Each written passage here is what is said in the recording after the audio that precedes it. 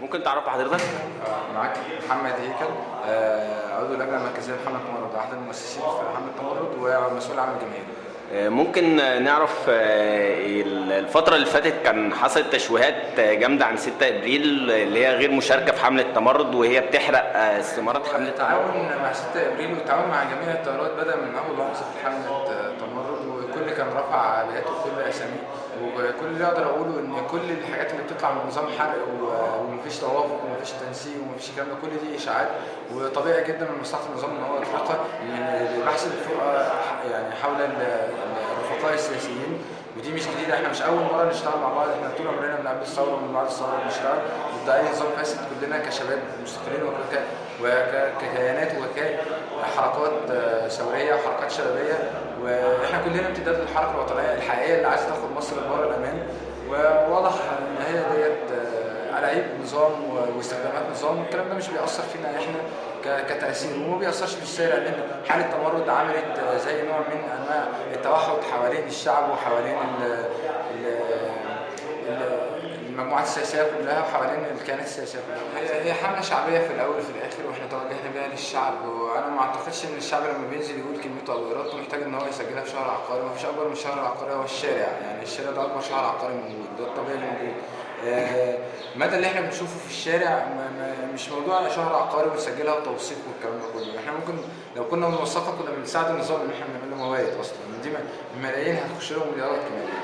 فالفكره كلها ان التحرك الشعبي هو اللي بيظهر استجابه الشعب للنظام ده او لا.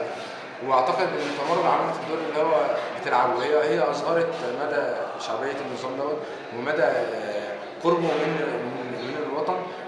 اتضح ان هو لا بعيد، يعني احنا لما اطلقنا الحمله دي هو ليهم انصار، وقلنا ان ممكن ما نجمعش 15 مليون، بالعكس لان احنا ممكن نجمع اكتر. وكان اكتر حاجه بتساعدنا في الحمله الناس اللي ادت اصواتها لمحمد مرسي، واكتشفت بعد كده ان هو اكل وعوده كلها وما عملش اي حاجه من الماموله لاهداف الثوره او غير الثوره حتى، يعني ما حلش اي مشكله، بالعكس ده ورط البلد في مشاكل اكتر، وزي قانون الصكوك الاسلاميه وازمه السد وحلايب وشلاتين وقناه السويس. فاتضح ان احنا كل يوم بنخش في مشاكل اكبر من المشاكل اللي كانت موجوده قبل كده. تمام. ممكن نعرف تعليق حضرتك على انتهاكات جماعة الإخوان المسلمين على الشباب تمرد ومحاولة إشعال الحريق في مقر التمرد بتاعتنا بشكل سري، وموجود فيها الورق وبيتم تخزينه وبيتم اداه الداتابيز بتاعتها واعداد تسجيلها على الكمبيوتر وكده. واعتقد ان هو مش هيقدر يحرق مثلا، يعني في مقرات دلوقتي بقت كتيره وبنعمل الكلام ده من كذا حته، يعني ما اعتقدش ان الحرب دلوقتي حرب ورق. هو بيستخدم الحاجات دي عشان يخوفنا عشان ما نعملش الكلام ده كله، لكن خلاص الموضوع خلص وموضوع الورق بيكمل وخلاص. ما بقتش هي المشكله دلوقتي، هو المشكله دلوقتي هو بيفكر ازاي يقدر يواجه الملايين اللي نازله له. وهو دلوقتي المشكله ان هو حاطط في دماغه ان الملايين دي احزاب سياسيه وجزء من جبهه الانقاذ، وبيبتدي يدعي ويقول ان جبهه الانقاذ راحت اتحرقت وشباب تمرد راحوا عملوا، والكلام ده كله مش صحيح. بالعكس هو اللي بيجي يعتدي على الناس، هو اللي تاريخه كله عمر، وهو اللي بيجي يعتدي على الناس بشكل قوي وبشكل باين ان هو اللي اصلا بيعتدي. وده ظهر في اكتر من صوره في دمنهور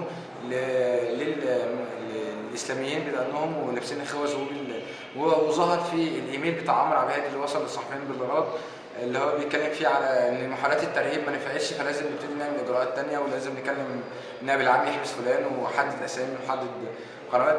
فواضح ان هو اللي بيدبر للكلام ده كله، والكلام ده كله خلاص يعني هو وقته عدى، وما اعتقدش ان هو هيقدر، يعني مش هيقدر يجري ورا الثورات ولا ورا الشعب، والناس هتنزل وفي اكتر من خطه. هو كل الفكره ان هو لما هيعمل حاجه غلط وهيحس بالخطا وهيغلط اكتر، هو بيعجل بسكوته اكتر. كان قدامه اكتر من فرصه ذهبيه، هو راجل جاي من ثوره، كان ممكن يحقق اهداف الثوره، كان ممكن يعمل توافق، ما قدرش يعمل توافق. وانا اعتقد ان اي حاجه بعد ال 30 طالما فيها توافق مع القوى السياسيه والقوى الثوريه، فانا اعتقد ان الموضوع هيخلص وهيبقى اسهل بكتير من كده. شكرا.